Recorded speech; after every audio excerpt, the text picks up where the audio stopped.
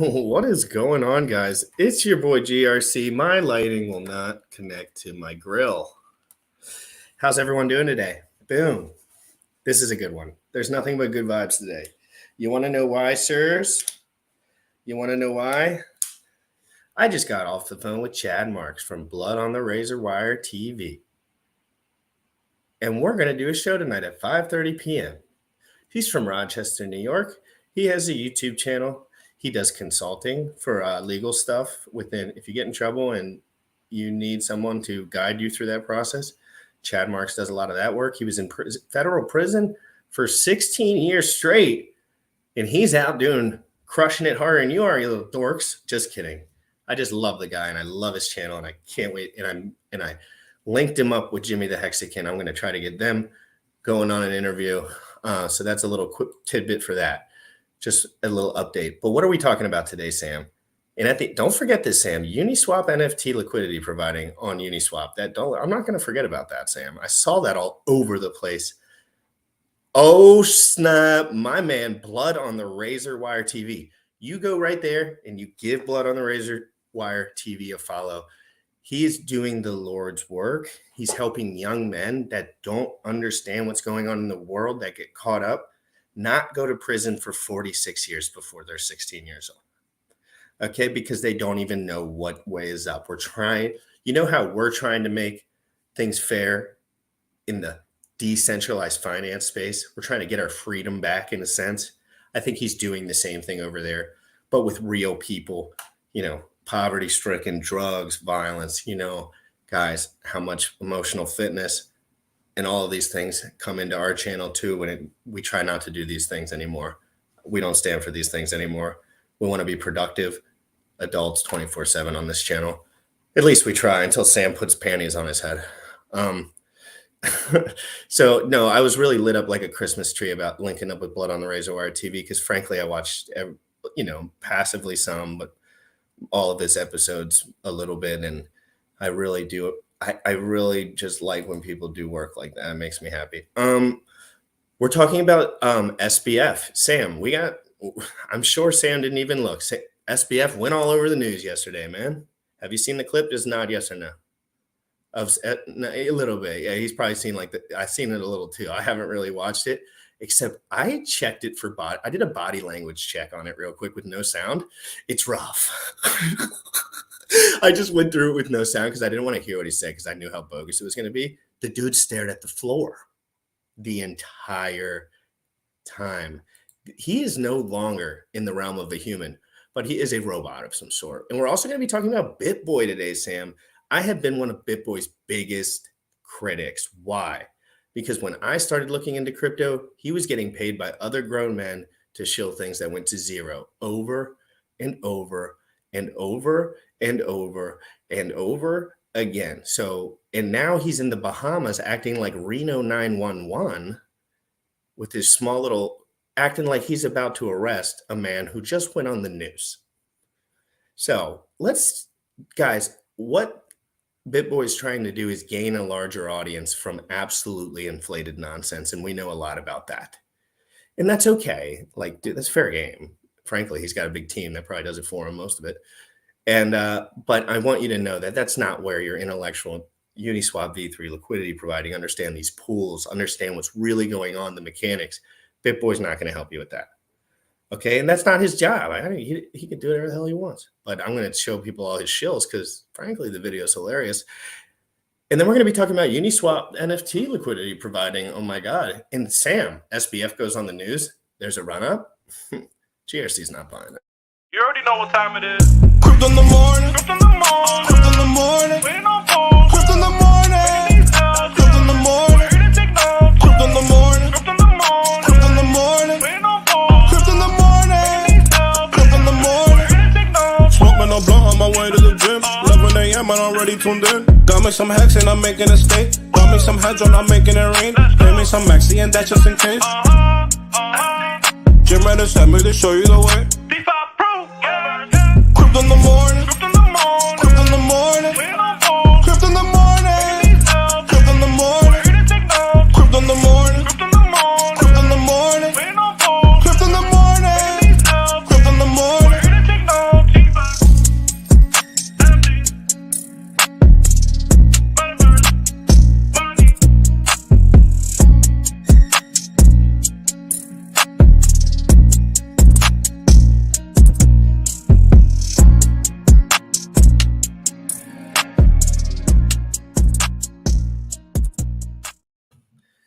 Sam, you're looking at something funny. What are you looking at? I want to know.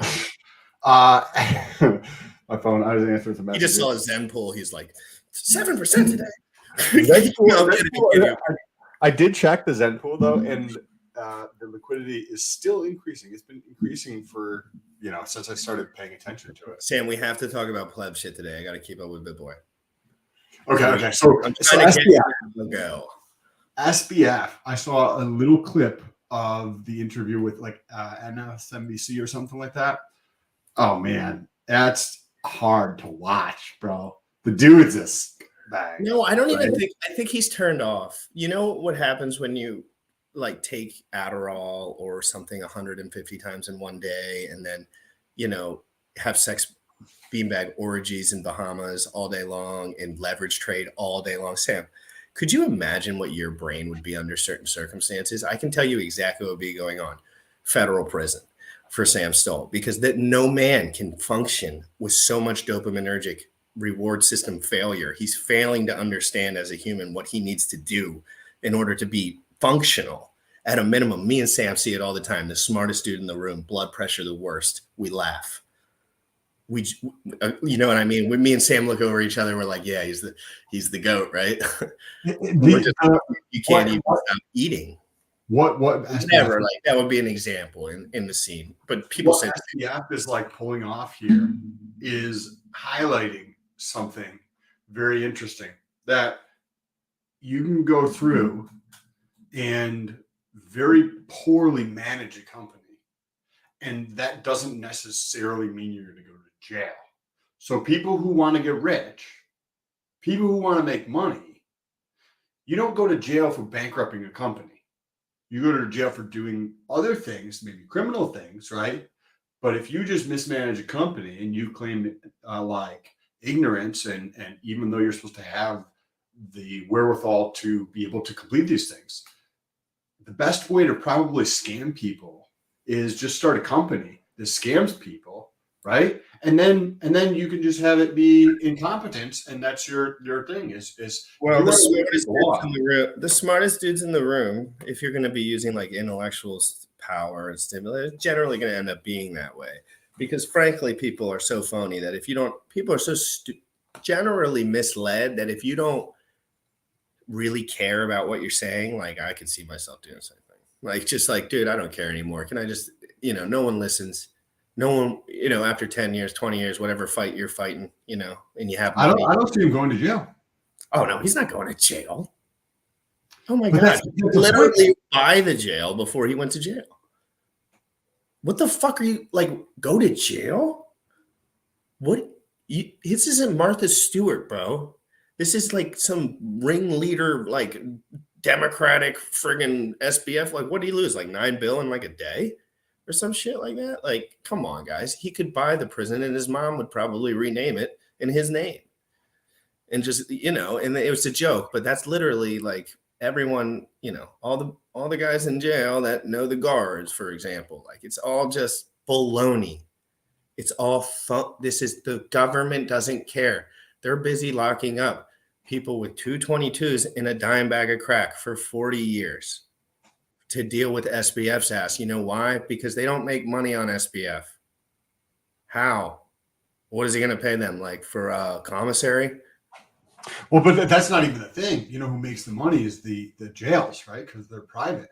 So if I can get more people locked up, if I can lobby to have stupid shit, not smart guys that make problems like him, look, just randoms that'll scratch rounds forever.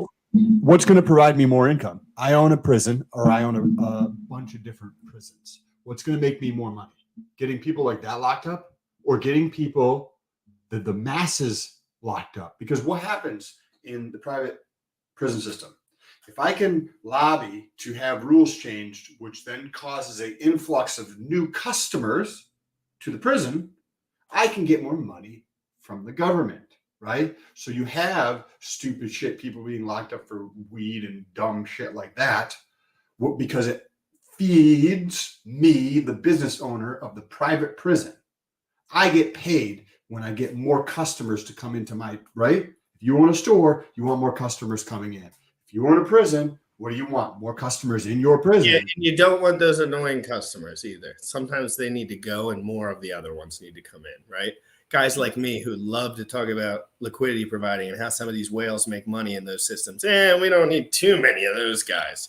Get them over there in the corner, right? Because they're not really helping me, because we need more dumb people that don't double check their work, that have naivete, because that's the business model, right? But that's just the life, like, to a degree. I can't help it. It's just the way it is. But I think community can outshine all of it sometimes, which is cool. You see it with Apple, the iPhone, technology and community kind of taking over a realm in a new brand and a new thing. But really, did they come up with the first iPod or whatever, MP3? Probably not, but it probably was much better, and then more people liked it and all these things. Stereo, Dogecoin, for example. Elon was mentioning Dogecoin just a few days ago. When I was on the phone with Chad Marks today, he mentioned Dogecoin. I said, if you see Dogecoin on the news, you already lost a year ago. And so I was trying to let him know, remember, some of these things are the same. It's just a lot about hype and media. Sam, do you think we're going to break through that at some point and get to like real innovation in technology? Other than like some of the cool things that we play with, but they're few and far between sometimes, it feels. I truly believe in my heart that we're going through a mass awakening globally, that we do have the fight of good versus bad, like truly happening in the world right now. And through this awakening, right, it's happening at a slower pace than I would like to happen. But then again, a lot of people would have a lot of cognitive dissonance if they actually understood what was happening. But I do think we're going through a mass awakening of consciousness globally. And if we look back at history, at any moment in history where it is perceived to be a negative, it is perceived to be a horrible time in history, bad things happening, atrocious things happening, people stealing people's freedoms, right? All of the stuff that's going on in China right now, where they're building like a massive containment house for storage of people, for just some, stupid virus that isn't even a real thing. I think that we go dark before the light comes up. So as we look back in history in 20, 30 years, that we're going to see, coming through periods like this, we learn and we grow. There was a moment in time where the cigarette companies said that they weren't bad for you and you should smoke a cigarette if you're feeling stressed, or things like that. And they didn't. Dude, that's such a good one. Dude, that's a good one. I know it's true, but I never thought about the thought process. I never thought about the psychology behind how it actually worked. There was doctors and everyone. They were lying, really, because they probably kind of knew something was off. Come on, bro. You're just, you gotta fucking use this, bro. I know, but they couldn't like technically say, like, I see how the marketing, like the jokers could come out before maybe the doctors were certain enough to have their, how sometimes it takes 2 years to publish a good paper, but nobody wants a good paper. They want a paper.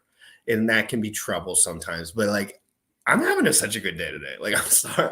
I'm so happy today, dude. Like, and it has nothing to do with it's just about like passion. It's all passion related today for some reason. Yesterday, I think I made some money in the morning yesterday. And then I went full passion. Yes. And I had an awesome stream last night with RH Maps. Dude, I watched that. I chimed in at the end and pretended like I wasn't kind of listening, but I watched that. How did that go? Like, how long did you guys end up going? I was watching like 30 minutes. We were on for about an hour and a half, but I think that if people want to learn about LP, like, you should definitely watch the I have a playlist on that, but I got into a lot of the details. Like, each topic could be a whole video in and of itself, but we've got into a lot of good stuff on LP. Like, I think it's very, very fascinating product. Is it funny to see someone as smart? Because you know how smart RH Max is. I know how smart RH Max is. It just is what it is. He's a great person. He's smart. He's a critical thinker. He's not too quick to move on something, which can hurt you a little bit, but he's safe and fun and good at looking into these things. And to see him kind of be nervous and have that fear or that stickiness point to the Uniswap. It's funny to me. I got a lot of that out in the ETH POW system for me. I just really ran through it so many times that it just clicking those buttons didn't really feel like much. And remember, I'm the repetition guy because I have to beat people on reps because sometimes I miss the little deets. So I'm just going to do it 300 times. Sam, we're actually going to watch this. Like, this is great. First of all, I took a course one time called Body Language Mastery. And it was a course from a YouTuber. And I'm going back 5 years, flashbacks. I'm having flashbacks. Every negative body language sign a human could possibly So, okay, well, before we get into this video, tell us some of the things to keep an eye out for that you remember from this course you took. What are some things that if you're paying attention to people's body language, right? If somebody's like looking away, right, or down, what are some of the things that people should look for in this video? Well, what I noticed right away is just lack of nutrients, like off the jump. Like, and you could say the same thing about anyone, but for him, I've seen him just a few months ago. He had much more weight. And frankly, he's losing weight so rapidly and he looks so ill that I don't even feel like he's not even being phony, dude. He's just trying not to get in fucking trouble, I think. I have no idea. The whole media is saying that he's coming out and they believe his shit about all his shit is baloney. There's nothing that's not baloney. And I didn't even literally listen to it because I've listened to it 100 times already. It doesn't matter what these guys say, but they have to play the game. You have to show up for court, Sam. I mean, why aren't you going to show up, right? Like, who's BitBoy's in a bikini chasing him around with $40 handcuffs right now in the Bahamas, and he's talking on CNSBC, and he's just doing it. It's just work. I always say, like, sometimes Richard just shows up to work, you know? Sometimes the guys just show up to work, and I feel like his parents literally like, just sit there, boy. Like, the lawyer's got you, buddy. Just stick to the script. Like, it's literally what it seems like. I pray for this man, though, because I don't believe any young man should feel the anguish and the pain and terror of complete narcissistic drug abuse fueled horror. And he's ruining other people's lives too. So he probably deserves to be distinguished. No, I'm just kidding. Let's hope the Lord puts him in a little cell by himself instead of in Gen Pop. Okay, so actually, I would bet 10,000 hex that he will not go behind bars in federal prison. I really would, if somebody wanted to do one-on-one now. So actually, I cancel that. No betting online. Okay, cancel. There's a generous view, and the generous view is that you are a young man who made a series of terrible, terrible, very, very bad decisions. The less generous view is that you have committed a massive fraud, that this is a Ponzi scheme, a manipulation of the system. And I want to start there because I think that there's so many people who have that question, which is, what is this? And what did happen? Yeah, look, thanks for having me. And at the end of the day, I was CEO of FTX. And that means whatever happened, whatever it happened, I had a duty. I had a duty to all of our stakeholders, to our customers, our creditors. I had a duty to our employees, to our investors, and to the regulators of the world to do right by them, to make sure the right things happen to the company. And I can't even look at the camera. No, I know. That's why I literally was just about to say that because I wasn't even thinking when I first looked. Guys, he can't even look into his cell phone camera. He's in a room probably by himself by the shadows. I don't know. There might be a person in there, or his mom sitting over there ready to put a little golden dildo up his butt. But seriously, he's by himself. He's so ashamed. This is real human. He is a human, whether you like it or not. And he feels terror, but it's not because he hurt other people. You think he actually gives a shit? No. I feel like he's really scared that people are going to hurt him or something deep. Like, that's what I would be scared of. I would be scared of, like, the rest of my life being bestowed to this image of horror. That would be what I would be. He's not worried about a thing about the money he lost for people. He's worried that he's going to get clapped, put in jail, something weird that he maybe can't predict. That's what is on his primary mind, being that he is a selfish little computer leverage trading. He's got a Rolodex, right, of important people in government and in business. Remember some of the customers, right? So if he can fraudulently rip somebody else off to get them their money back or something like that, I don't know. I don't see him as nervous necessarily, but this is definitely he can't even look at the camera. So I don't know how to read this as him being ashamed, because I don't think just wait till he starts looking to the left, Sam. It gets bad. He starts cranking like this at some point. He starts going. Well, let's get back into it. Oh no, just wait for the lefties. That's when you know it gets bad, because he starts going straight left. I don't know why, but I remember him just going jaw to shoulder. But that's probably because his handler's there with a piece of paper and a note to be like, bro, you say this. Yeah, but come on. He's been playing this moment for about 3 years in his head. He's had this big. Come on, Sam. You know these guys double check their work. They're narcissistic, and that's one of the bestest things. They can double check the leverage trading charts very well, but they don't double call their brother when something's going wrong. If you know what I'm saying. Clearly, I didn't do a good job of that. Clearly, I made a lot of mistakes or things I would give anything to be able to do over again. I didn't ever try to commit fraud on anyone. I was excited about the prospects of FTX a month ago. I saw it as a thriving, growing business. I was shocked by what happened this month, and reconstructing it. Where are there things I wish I had done differently? Well, let's talk about some of the things you would want to have done differently. But I don't want this to be an abstraction for folks, because it's a lot of big numbers and often doesn't feel human. One of the letters I got, I want to read to you, Sam, because it's from a gentleman who said that he lost his life savings. And the subject line is, Sam Bankman-Fried stole $2 million from me. Says, Andrew, can you please ask SBF why he decided to steal my life savings and the $10 billion more from customers to give to his hedge fund, Alameda? Can you ask him why his hedge fund was leveraging long all of these S coins? I'm going to keep it polite for the kids. Please ask him if he thinks what happened was fraud. These are the kinds of letters that I've been getting repeatedly over the past several days. What do you tell this man? Yeah. I mean, I'm deeply sorry about what happened. Can't even look into the camera. Here's, the long and short of what happened. And I'll start by saying, just to make a distinction here, you look at the US platform, you look at the international platform. The US platform is a US regulated platform with American users. To my knowledge, that's fully solvent. That's fully funded. And, I believe that withdrawals could be opened up today and everyone could be made whole from. All right, Sam, we'll stop it right there for a second. He thinks that if he opens up today, everything can be made whole. Sam, do you think he's being honest or not?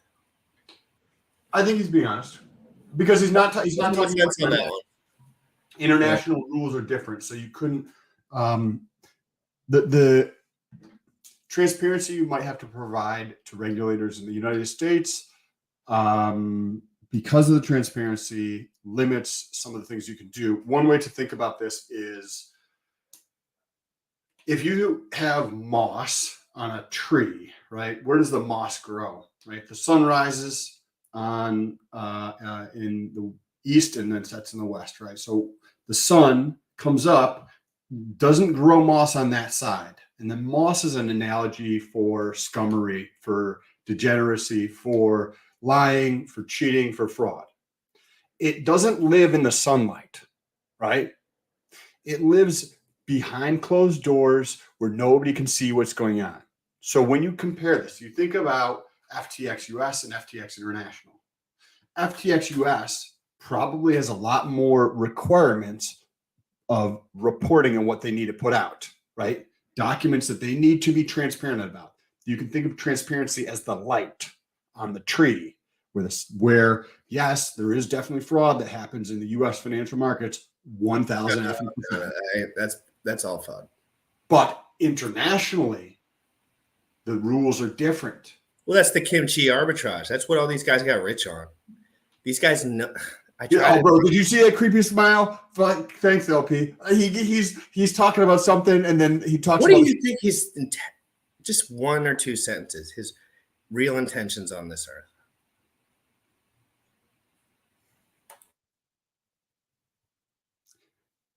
I go back to, remember we watched that video on my channel where he was driving a Toyota Corolla, right? A $17,000 vehicle, $22,000 vehicle. Supposedly the dude's worth billions of dollars. And it keeps coming back up in my mind. It keeps coming. This is like happened multiple times. It keeps coming back up in my mind. It keeps coming back up in my mind. It keeps coming back up in my mind. I know successful people, and they may want to downplay their money because they want to become a target of the left and like quackers who fucking don't have anything going for themselves. Anyone who listen, really. But every single person that I know that has some level of success likes to at least. I've never seen behavior like that, and I don't think that's necessarily genuine, or there is a different level of evilness that is going on there, right? Like you almost want to. You say evilness, I say isolation. It's the same thing in my opinion. Complete isolation from other man and real reality of any sort. You don't have to be like going to ball games and shit. That's not what I'm talking about. I'm talking about speaking with individuals that actually have moral integrity and a family around them over and over again, creating some sort of self-reflecting, feedback loop for yourself to be like at least normal, right? You don't want to be a dickhead or your life's going to be weird and not cool and people are going to bother you. It's just not making any sense. But these guys stay in their computer chairs, dude. I've done it, man. I'm a spoiled little white. There was a couple years there. I was a spoiled little white boy playing Xbox 360. I was 15 to 17 and a half, probably. That's all I did. My parents, whatever was going on at the time, they probably took care of it. And I was doing that stuff. I was unchecked garbage. There's never a time in my life where I reflect more to how much of a garbage human piece of crap being I was. And I've done bad stuff after that, but never was I such a fucking piece of garbage, waste of a human body. And that's what happens to these guys, Sam. Their nutrition goes, everything goes. They stay isolated. They don't eat for 24 hours a day, 6 days a week. And then they like snack on something like one day, like when they get enough gusto to like not die. And then they eat Adderall and they do this, but they're so young that they can like stay upright to a degree. This is how Biden and all these motherfuckers were rolling back in the day. They were probably pretty sharp back in the day compared to these clowns at 25, like can't even keep their shit together. Derek More Dates did a video describing every narcotic prescription that they ever found in screenshots of SBF on his desks. And he said his protocol, that he believed what would be his general protocol. So that's now merging into that space, Sam. I talked to a prison man today. He's in a legal consulting firm. I'm going to talk to him about SBF tonight. Sam, that was just a sidebar, but woo. One of the things that I noticed about watching this video, and we still have several minutes of the left, he only likes to look at the camera on when he's talking about certain topics. So pay attention to that as we get into the rest of this video. That mean like that's the only thing that he's actually being genuine about and truthful about? Where the other stuff, every single other part, he's talking about FTX US here and his belief that they are fully funded and that, but when he talks about being sorrowful, when he talks about making mistakes, this is his demeanor. So does that the truth? I don't know. I think it's more so lying. Because if you're actually truthful, right, you're going to look at somebody in the eye like a fucking man, right? You're not going to be. At least look at their face. Like, just look around their face. Everyone knows that little trick where if you're kind of nervous, look at their like side of their nose or like right here, so you can still kind of look like at them, and they can't like poke at you for that. Like, there's like. He doesn't even know how to play like the little games you learn when you're a kid. And you learn that stuff when you're a young man. Like you learn little things in the parking lot and in the playing football and playing paintball. When you are a man. Right. But some guys, and that was what I was getting to. Remember when I said I was unchecked garbage? This man has always been unchecked garbage.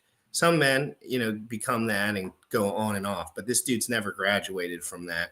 And just remember, Sam, I've never seen, and I want to ask you this at the end, I've never seen anything explode on the news like this in my life in cryptocurrency. And I want to talk about that. I've never seen anything like it. Everyone's using it as their last boat. Like it's the next thing. Like, I'm like, seems like another day in financial markets in the United States of America, in my eyes. But let's go into this. Sorry, guys, if we're talking too much. I want to know exactly what you think of SBF below. And I want it to be like one quick sentence: pure evil, decent guy, unchecked garbage, something like that. Let's get it going. I want to see what all my peoples thinks. And SBF, you got the floor, buddy. From that none of these problems plagued the U.S. platform. Then you look at the international platform, for their non-U.S. users. And I mean, as the letter says, Alameda Research did have a long position. And the international platform, it's a margin trading platform. It's a derivatives platform. It's a platform where all the clients were, going on, placing something as collateral and using that to put on a position, whether that's a futures position, a spot position, a borrow. And what the exchange was storing was the collateral from all of those positions. Alameda Research was, one of those that put on positions there. And as I try and reconstruct this, over the last month, I have limited access to data, but my view of it, from what I have been able to see, is roughly that, basically, look, a year ago, Alameda had, I think, something like 10% leverage, had something like 10 times the assets of the position that it had on. Over the course of the last year, there were a number of market crashes that drove the value of those assets down and the leverage up. I think it was, to my knowledge, still under 2x leverage, as of a month ago. You look at what happened this month, and in a few days, all out, PR STOLT, which led to a total market collapse in a pretty short period of time, no bid side liquidity. I think more than $10 billion wiped off in the matter of days. And realistically speaking, no ability for FTX to be able to liquidate that position and generate everything that was owed from it. But I think the bigger question is where Alameda got the loan from, Yep. Which is to say that there is a view that this is about commingling of funds. Right. And in that letter that I just read you, this gentleman actually copy and pasted the terms of service for FTX into the email. And I just want to read you this. It says, none of the digital assets in your account are the property of or shall or may be loaned to FTX Trading. FTX Trading does not represent or treat digital assets in users' accounts as belonging to FTX Trading. So how is it possible that Alameda had this loan of such a large size? So there's that piece from the terms of service.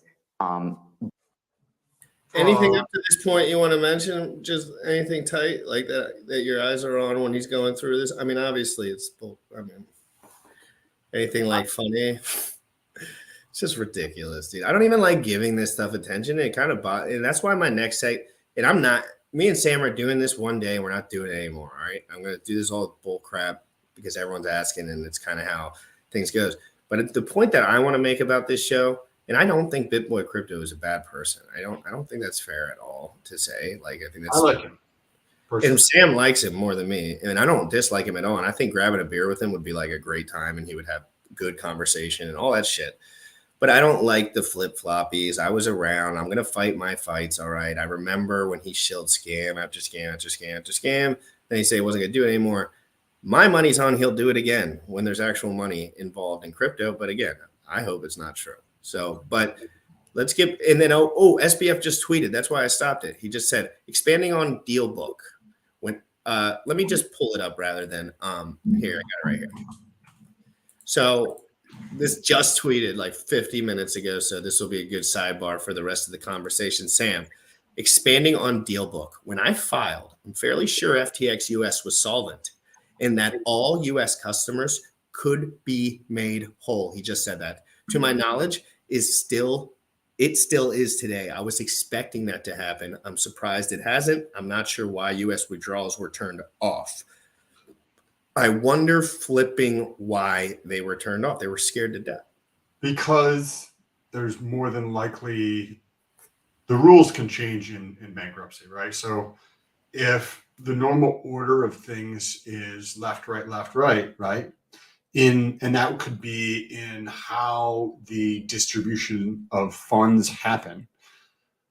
People with a lot of money can influence it or try to, but the normal order of law or rules can kind of go out the window in bankruptcy, in that the judge can go through and change how things are done, how they see things should be done, which doesn't necessarily follow how a traditional law would interpret it.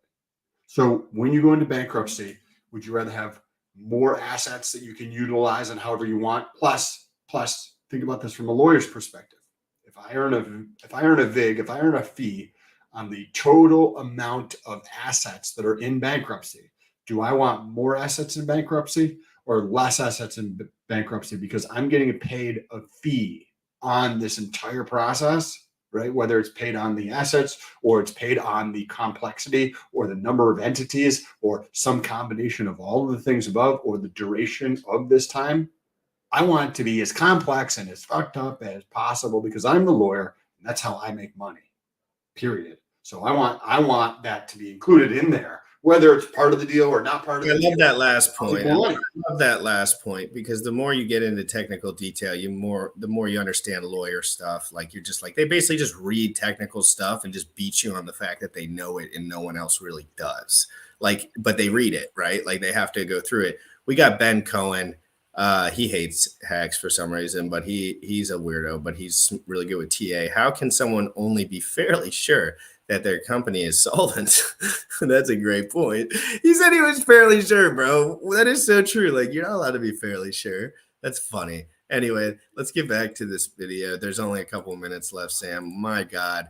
I mean, I'm glad we don't. I might never show this dude again unless he's getting, unless it's on a CCTV camera in a federal prison and we're doing a reaction video.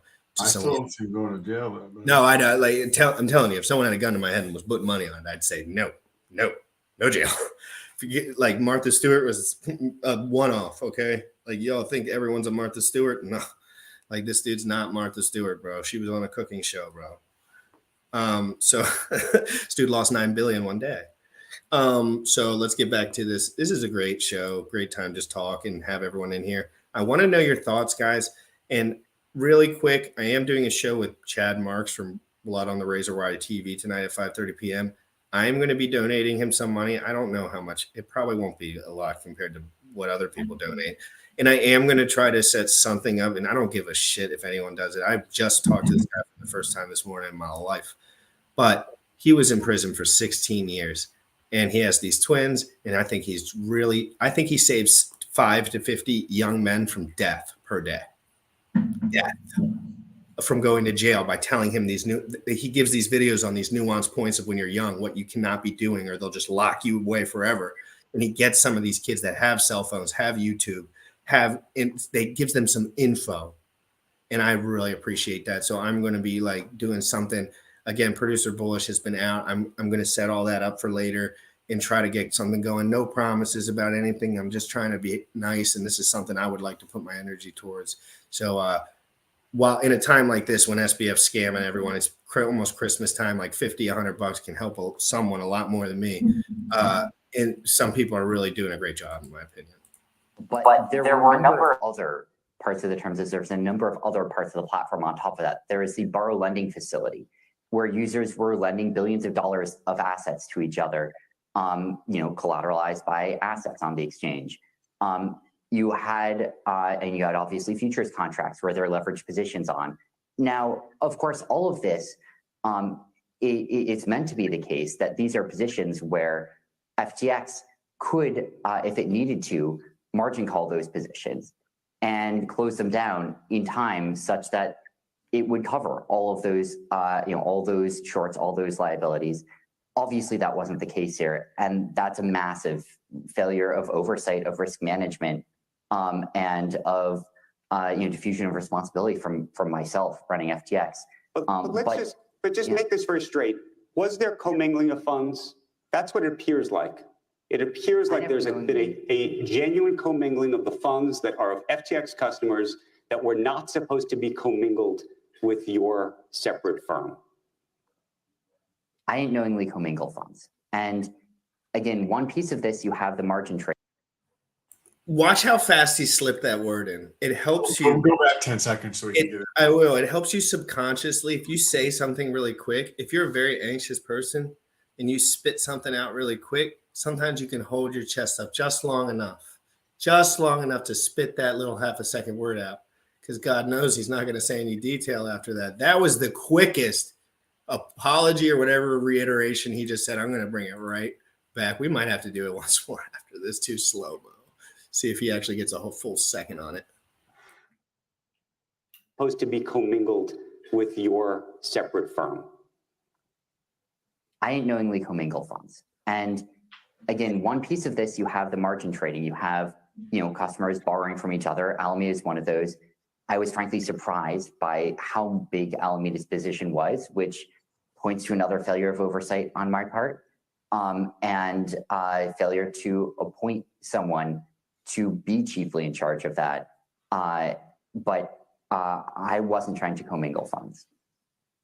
Let me ask you this. The Wall Street Journal reported that Carolyn Ellison told Alameda staffers that Alameda used FTX client funds to cover loans that were being recalled because of the Luna-triggered credit crunch. Carolyn says that she, Sam, Gary were aware of this.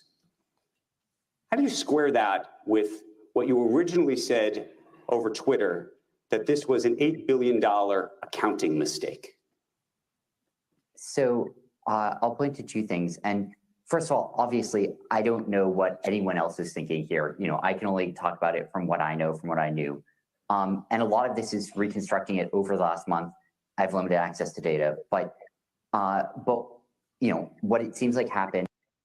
Real quick. I did listen to this part. He says, I have limited access to data 65 times. He says, I have limited access to data. Why does he have limited access to data? Because he's not the CEO anymore. So they shut him off from all of this. Oh, is that why that's his new little, damn it. That's a good loophole then for him. Damn. Yeah, because then you can say, I don't know. I don't have the data. What a weak, flimsy way to be a man and just not, come on. And it is in the middle of the year. A lot of, most of the borrow lending desks in the space blew out or closed down. And it seems like Alameda had, margin positions opened with them, and that it likely moved a bunch of that over to FTX this year when they shut down. And that means, I think it was over collateralized positions, but positions that involve substantial size and substantial US dollar size on the borrow side. In terms of the accounting mistake, again, looking through what happened, I think that there is a substantial discrepancy between what the financials were, what the audited financials were, the true financials, what the exchange understood. All of that was consistent, versus what the dashboards that we had displayed for Alameda's account there, which substantially under displayed the size of that position. And so that's one of the reasons that I was surprised when we dug into everything at how big that position had become. The position he's talking about, right, was that $8 billion that he lent over to Alameda. I don't know. This guy's very, very intelligent at ripping people off and understanding the rules that, if you rip people off in a financial crime like this, there's a decent chance you're not going to go to jail, or is just utter scum, right? We don't know. What's the lawsuit going to be over when he's 50? What are they going to lock him up till they get a bond? Come on, guys. Let's be 100% serious. There's nothing you can do to the man. They got no options with him. What are they going to do? Do a lawsuit for 40 years to figure this shit out and just lock him up? Maybe. He's not going to go to jail. How many loopholes can they figure out in 2 years? How many new rules? How many Democratic Party will be swiped out and it'll switch up? Everything will be different. It happens all the time. Every election cycle, every 10 years, every 5 years, these rules change depending on who's involved. And there's some reasons that they change that are good sometimes. Like I think it's good not to put people in jail for weed for 150 years, right? Like that's probably good. But in the middle of that is all their bullshit. They let one thing slide that's kind of matters, and then they do 100 things that are horrible. And it's just hard to watch. Like what do you think? Is it over? Like I feel like they're still ready to dump. Like what do you think about the market and all this, Sam? And we can pull up that deck screener favorites real quick for me, and we can just take a look at it. I don't even think I've taken one peek at it today. I've just been looking and calling people. So I got it right here, and just tell me what you see off the jump, Sam. I think one thing is interesting to like pay attention to is that the Fed meeting, I believe, is coming up shortly. Remember I said this 6-7 months ago. The fourth. Oh, thank you. So we got this in 3 days. Either the fifth or the fourth. Well, when we see what's taking place, I think that there's going to be a pivot. Well, no, I know I have zero doubt in my mind that the Fed is going to pivot. The timing of that pivot is not necessarily clear. I originally thought earlier in the year that it would happen before the end of the year. I don't know if that's going to take place. I don't know if they're seeing enough negativity. Literally every single company that you can probably name off the top of your head is laying people off. Let's do it, right? You got Facebook, Google, et cetera, et cetera, et cetera, et cetera, et cetera. Do you think that bleeds into the crypto market still a lot? And I'm not talking about if there's a big dump. Like that's probably different people, but I'm talking about, do you still think these guys that work at Amazon, work at T. Rowe Price, work at all those banks that used to work at, all my buddies that work all over, the buildings in Baltimore, they still have money on the sidelines in cryptocurrencies? I think that at what's happens, if you look at the last 7 or 8 recessions over the last 50 or 60 years, when the Fed pivots, so from tightening to easing, right? So right now, if they're raising rates, that's tightening. When they switch to lowering rates, that's easing, right?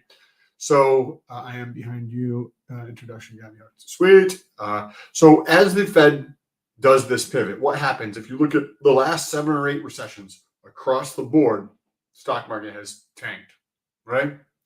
Across the board. So I think that when the Fed does pivot, and I think they're going to start to come down probably in this meeting potentially, but I don't know if they're going to necessarily pivot until early next year. But they could. It could be that, and I think that we see a big sell-off. So how is that going to affect the financial markets? Well, financial assets are all linked, right?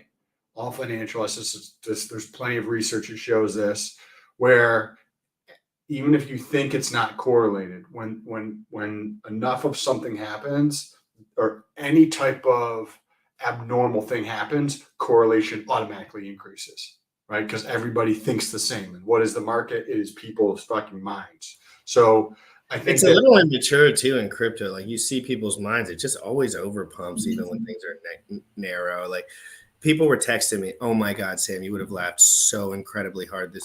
I don't want to call this guy out, and I don't even know what his name is, and I hope he's not watching, but he DM'd me, and he said, "The elephant in the room is that everyone should sell their Hedron and Icosa for Hex right now." And I was like, dude, it literally just pumped 7%. Literally, he sent me this long thing. He's like, "How are you not mentioning this on your show?" And I was like, dude, it's because it's in stupid pump. I was literally like, why? The downside's the same and the upside's more. And he was like, yeah, but like I could tell that 7 to 13% pump got his juices flowing enough to abandon ship. You know what I say? So that's how I feel it out, but I told him, I gave him all the pointers that I would have liked to have. And I told him, I said, I think you're wrong. Frankly, I think that's incorrect. And I think the downside's similar, if not more, in Hex, via the people that have so much, real US dollar valuation increase on that bag size. That really changes the dynamic. After 4 or 5 full X's on a product in your bag, like you're just going to, a lot of people got that, Sam. A lot of people got that. So not too many. As the Fed pivots, as the stock market continues to crater, we will see a sell-off in Crypto, I believe. We watched all the Fed stuff yesterday with Gary Gensler live. So me and all the guys in the chat that were here watched that, maybe 50 to 75 of you, and we watched what he had to say, and it was frankly one of the most negative things you could have ever imagined a man saying in his position, and as far as not good. And he What were one or two of the takeaways from it? Unemployment is what they're lying about the most, and it's what's going to hurt the most. That's what I take away. It's basically like a riddle. Like when you listen to those things, you kind of riddle around it. And he mentioned unemployment many times, and he never said anything favorable about it. And before he said anything, I was thinking everyone's going to lose their jobs. So when he said it, when he was to say that point 3 or 4 times, I assumed. And then I said, and then I stopped the mic and I said, hey guys, I'm the guy that's unemployed technically, right? There's many more guys like me, and they ain't going back. And they're not going back once they get flipped. So I was making my biggest takeaway, I think, was unemployment, because I think that's what matters the most. But I think it matters educating people about the time and how valuable your time can actually be if it's spent properly. I'm looking at the Fred unemployment rate, the tracking over time, and it does look like it has been bottoming out. I can share this if you like here. How do you, and then tell me how you look at the numbers too, because I know it's not as, I know what you say and what it looks like and what it actually is has a little bit of a rhythm to it in these kind of charts. So what do you see when you look at this chart in particular? Oh my God. What was McDonald's hiring that day? So this is 2008. You have this gradual increase in the unemployment, right? If you were alive, right, and you had, that looks healthy, by the way. That like right, after a big crash in 2008, like would seem like more people would get jobs at that rate, right? And then a slow decline, right, of the unemployment rate. So instead of what we have here, this was called COVID. This is called a Godwick, a COVID-19 Godwick. All right, seriously, like this is a COVID-19 Godwick. What happened? They wouldn't even let you go to work. I was in a small business with like 3 or 4 people at the time, and they were telling me I could not drive my work truck down the street. Of course I did, being that I'm a freedom fighter, and no one ever stopped me. No one ever said one thing. I worked the whole entire time, made more money in that time with my business than I ever did in history. And the people that did work did experience that in certain fields, random nuance. What I feel is happening, right? We'd like to look at the data here or the data there, but what I see is happening is the financial system is collapsing. The economy is changing at such a rapid pace that people don't understand what's taking place. And employment is changing very, very, very quickly. We've talked about this. Like there was a phrase, the mass exodus of people, right? I quit in 2019 working for a bank, making 6 figures, like super duper duper duper easy job, right? And I quit. And there's been millions and millions of other people who quit working their jobs to do something that they would prefer to do during this time. And we have all of these things happening simultaneously. So like you have many, many massive shifts. Like there's shifts happening in the energy sector, which are going to affect everything. Everything is going to be affected through the energy sector. Because if you look at, say, the top 20 companies, in terms of the size of the company, you can pull it up on Wikipedia. The top 20, 16 of them or 12 of them are all energy related companies. And we're going through this titanic shift in energy. We're going through this titanic shift in how people live their lives. You make a living sitting at your fucking desk. I make a living sitting at my desk. This chart is my life. Like literally, you did this all before, so you're on another cycle. If we were looking at the other cycle, that would be his entry point into the workforce, more into independent workforce. So what happened here, Sam? What's the date at the top there? Like we're right around what, like March 2020? Right here at the peak. Yeah. April 2020. Yep. I quit my job. I don't remember when I quit my job now that I think about it. But like this trend, I sold the bottom on my job. So basically, I left the workforce when I realized that the ROI was gone at some point and that there was overinflated and I wasn't making enough money to keep up with my workload that I was personally capable of. So I had to leave my position. But what do you think if you, I'm going to scroll this out so that we can see like a lot more data here. So this is, oh snap. This is lit. Can you drop this in the private? I want this. I want to do screenshots for Twitter. yes. Okay. So I'll put it into the chat here. There you go. I'm going to coin the term the COVID-19 Godwick unemployment.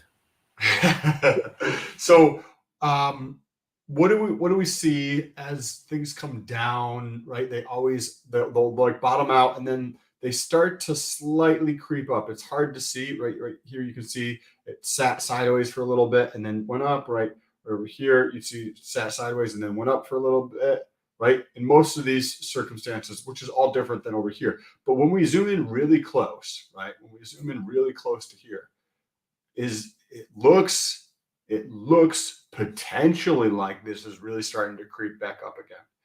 And if you are not a complete imbecile and you have like any understanding of business and like what's going on with, say, Amazon laying off people, Google laying off people, Facebook laying off people. I love what Elon's doing at Twitter, laying off most of the people there. He's just going fire flamethrower with it. Because most people don't do diddly squat. Most people don't. But when he fired everyone, nothing happened, but Twitter got better. Correct. So, more users came in when he fired everyone. Well, everything, it's all propped up garbage is what it is. And then guys like Elon come in and they can't play like that because they're making rockets. And most of these companies, most Fortune 500 companies, you could lay off 25 to 50% of their workforce. And the only thing that would happen is they'd be far more profitable. And I think anybody with a little bit of fucking common sense understands that most of these companies, you have people who do diddly squat. They sit around and don't do anything all day long and get paid to sit around and not do anything at all. Same thing goes with our government. And in economic hardship, in times like this, things are going to accelerate, right? Because there's all these massive changes that I was alluding to, right? The energy sector is a massive, massive one that's going to continue to have a ripple effect for the next 10 years. The financial one, same exact game right there. Those two things are titanic, right? That's massive, massive impact around the world. And then you have a shift to people who just make money online. I don't need to go do a job. I don't need to give any of my time or resources. Wait, so you don't have to pay $200 in gas a week for your vehicle if you're a normal, or 10 hours a week wasting my time sitting on the fucking road. That's the more thing. But then you take all the overhead out and you realize you were only paying for overhead for your job. Yeah, because then you got to buy like your whole income is based on your job, surrounding your job, what you eat at your job, what you do after your job, you're drinking with all your friends, wasting all your money. It's a big cahoop. It's a bit, and I make money some days. I don't make money some days, but I don't give a fuck because I ain't going back to wasting my days all day long doing a bunch of stupid ass shit. It's ridiculous, not the other one. Ever since I talked to Chad Marks this morning, I've really wanted to not talk crap about BitBoy. Yeah, well, we can do that tomorrow. Well, no, we just don't have to do it. I did some tweets about it, so that got kind of more cool. So, I made my point. I don't really want to talk crap today. I want to donate for Christmas presents today. So, guys, I need you to understand what I'm trying to do here and why it's a big deal to me personally. So I'm going to pull this up. This is the guy I've just watched his show. That's it, up until this morning. So this morning, I get in a meeting with Jimmy the Hexican, somebody that I met in Las Vegas, somebody that was in prison for a couple different times on many different charges and spent a year in the hole and all sorts of shit. You know what I mean?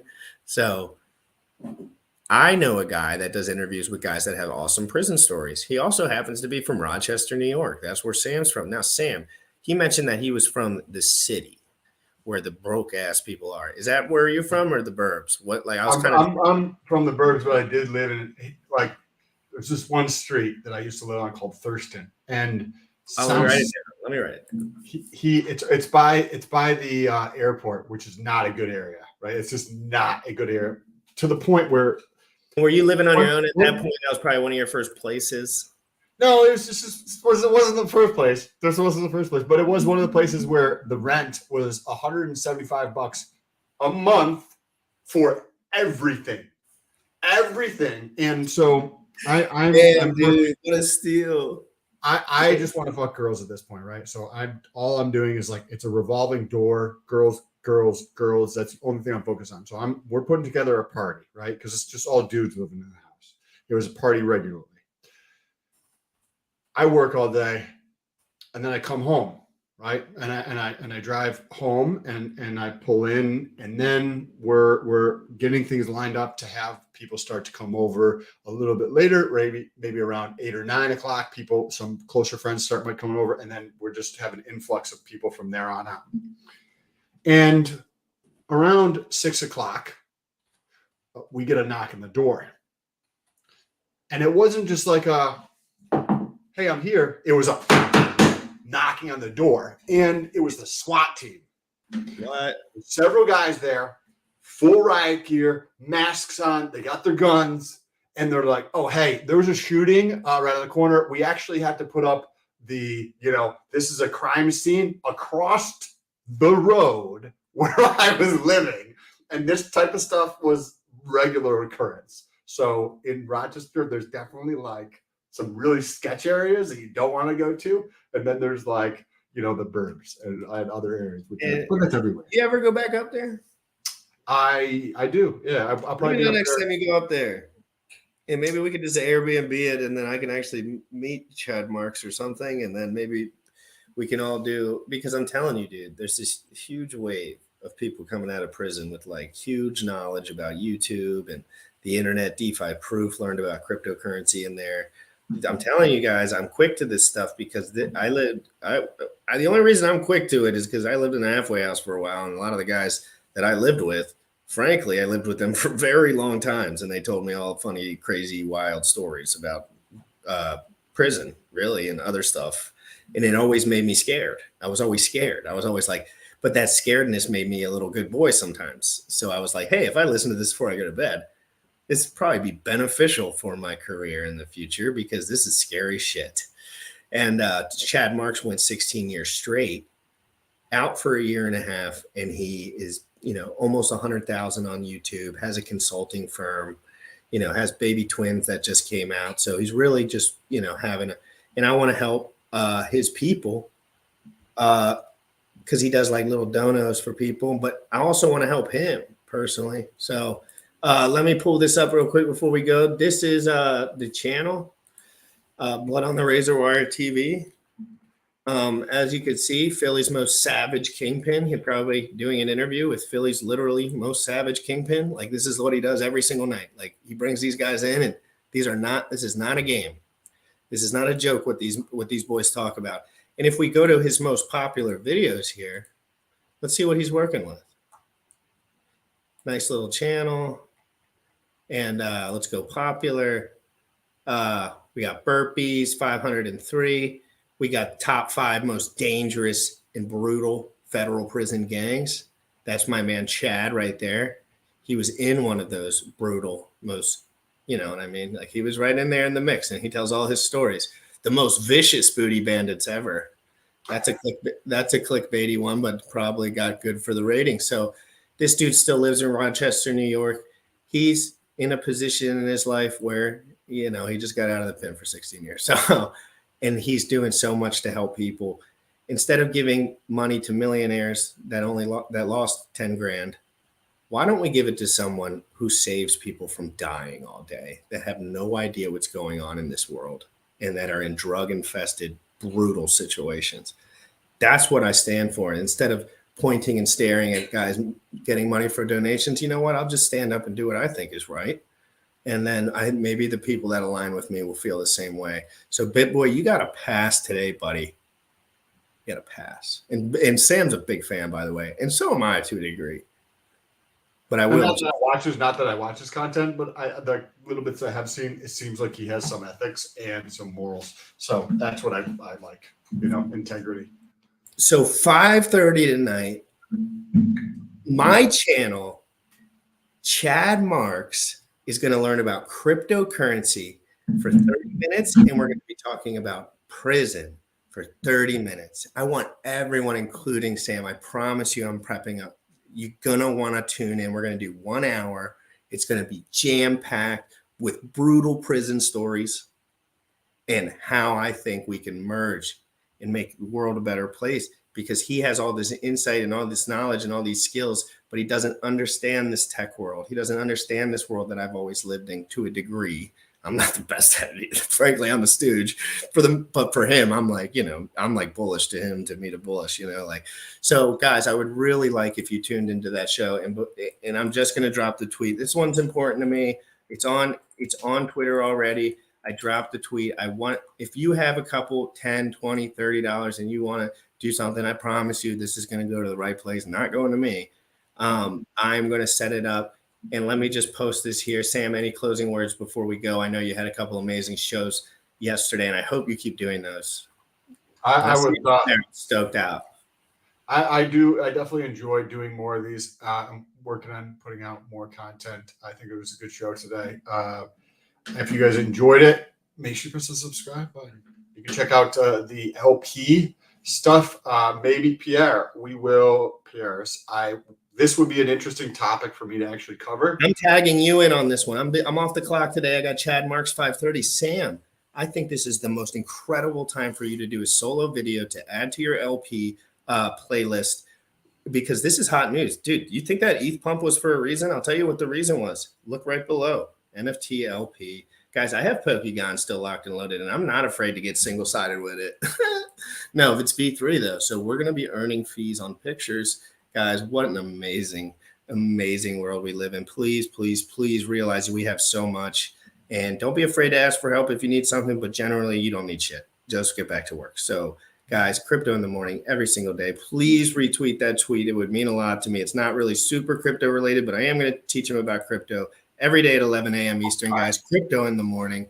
We're going all over the place. Sam, I hope you have an amazing day.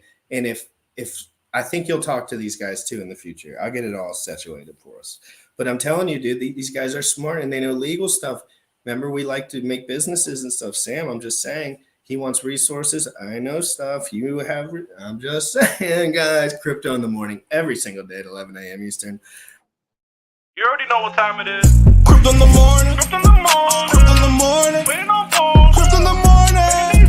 Crypto in the morning. We're here to take notes. Crypto in the morning. Crypto in the morning. Crypto in the morning. Waiting on phone. Crypto in the morning.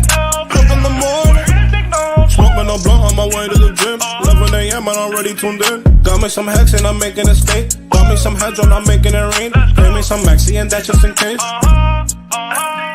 GymRatCrypto sent me to show you the way. D5 Pro. Yeah. Crypto in the morning.